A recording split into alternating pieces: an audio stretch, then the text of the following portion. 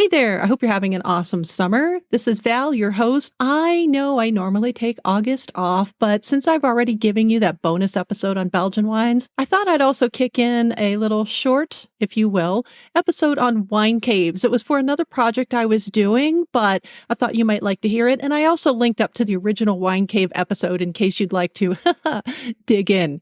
Again, we'll see you in September. We'll be kicking it off with Czech wine and Bohemian Sekt. Cheers. When we talk about wine caves, we aren't just talking about a romantic banquet hall under a winery or a bucolic vineyard, a few barrels strewn about for decoration, or a place where elegantly dressed wine lovers sip, chat, dine beneath crystal chandeliers hanging from the vaulted ceilings. Wine caves are more than just a place to store wine and party. Wine caves often exist as a system, multiple levels of underground tunnels and galleries. Miles long, miles deep, musty corridors lead to cellars, sometimes hundreds of steps down steep stairways which are carved right into the earth. But how did they get there in the first place, and why?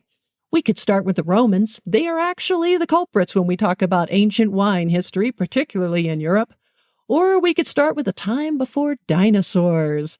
And we can most certainly start in Champagne, France, where some of the oldest and most famous caves exist.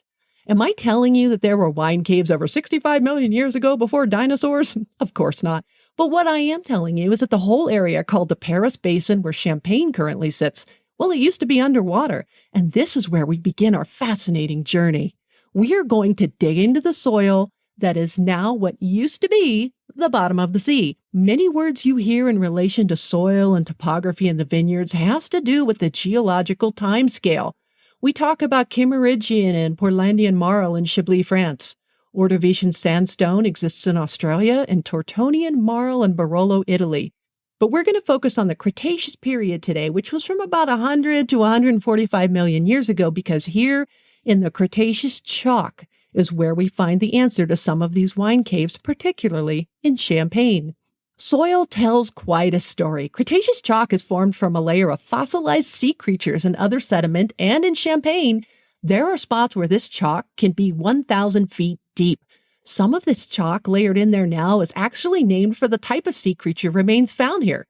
Upper layers of belemnite chalk, named for the ancestor of the squid.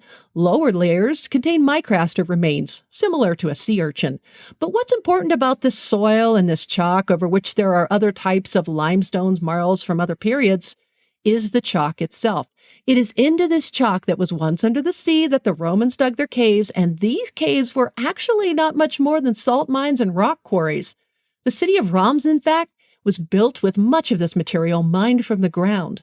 This makes sense. Of course, the Romans were still growing grapes and making wine around 57 BC, and they were growing grapes in the soils up on top, digging caves underground, and then building stuff back up on top. Genius. Today, these quarries, tunnels, and caves, and even some resembling massive cathedrals, they call them terroirs. I've been in terroirs that go multiple story below ground, which become increasingly colder as you descend. Some may look like they're roughly carved out of pure chalk. Some are reinforced with masonry and brick, and some have vaulted ceilings. Of course, many have been expanded upon, and more have been excavated since Roman times.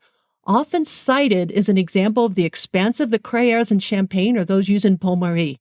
After the Austro-Prussian War, and just before the Franco-Prussian War kicked off in 1870, Louise Pommery sold off her wool business.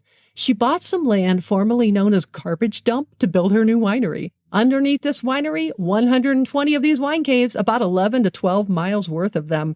She even had some of the walls carved out to show various Champagne-themed works of art. She believed that Champagne and art lifted each other up.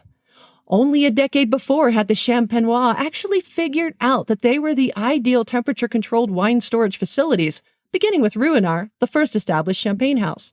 These terroirs, or wine caves, they're such an important aspect of the region's culture and history, so much so that the cellars of Champagne, along with houses and hillsides, were added to UNESCO's World Heritage List in 2015. Into this Cretaceous chalk, under the ground, which used to be under the sea, there are 250 of these terroirs, over 372 miles of them. But now that we know how they got there, let's talk about just how useful wine caves have been through the ages. It would be naive to think that wine caves were not used for wine or other purposes before the Champenois figured out the humidity and temperature-controlled ideals of these structures. The Etruscans had figured out caves were a good place to store wine around 800 BC. Caves made great hiding places or shelters, especially while ancient tribes roamed Europe pillaging and looting. They have also served as burial sites. The Middle Ages saw a quarrying resurgence, and there are architectural feats above ground to prove it. There are theories posited that the caves near Rheims served as hiding places for those evading religious prosecution. In Henri Vizitelli's book, Facts About Champagne and Other Sparkling Wines, you can take a virtual tour of wine properties circa the 1870s. Both this and his History of Champagne books are visual historical treats, and they are in the public domain.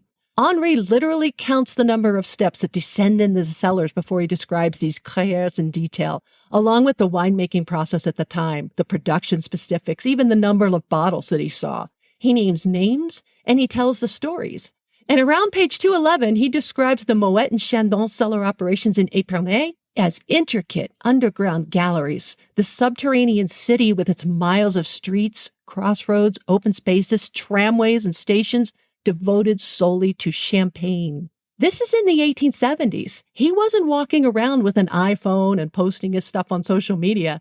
He was taking notes and he was hand-drawing pictures. Fast forward to the 20th century when the world was at war, the caves once again served a grand purpose beyond winemaking and aging. During World War I, people resorted to living in the wine caves, converting them to schools, hospitals, and essentially bringing their lives underground while the war raged from the air and on the vineyards above. By World War II, living in wine caves was less of a rare thing. To this day, you can see carvings by the French Resistance and the graffiti from the prisoners of war. And I said the French here because it's no longer just about champagne. There are caves excavated into the limestone of the Loire Valley and other regions, which Vizitelli does discuss in his books.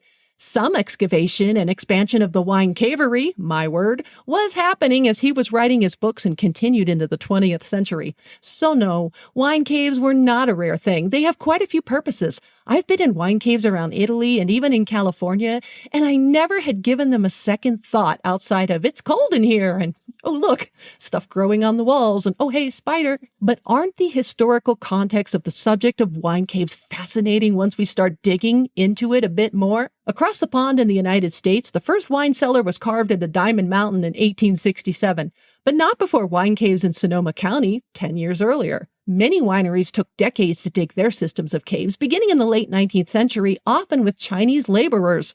The next wine cave boom would kick off in the early 1970s.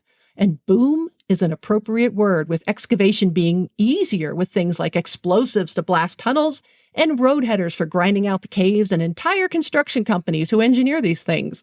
By the end of 2009, an estimated 150 more wine caves, not counting the private caves, were built just in the state of California.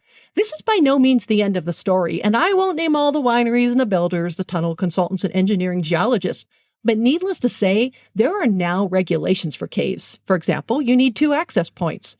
But what we see here is not only the value winery owners saw in the digging into the earth, or barrel chais, another word for wine aging caves. They can be used from everything from weddings to banquet dinners to yoga classes to art galleries and, of course, tasting rooms. What better place to taste wine than in a cave from the soil the grapes actually live in? If you're in the hospitality industry, you see the value and the intrigue of the wine caves, and you can appreciate them, I'm sure, that much more.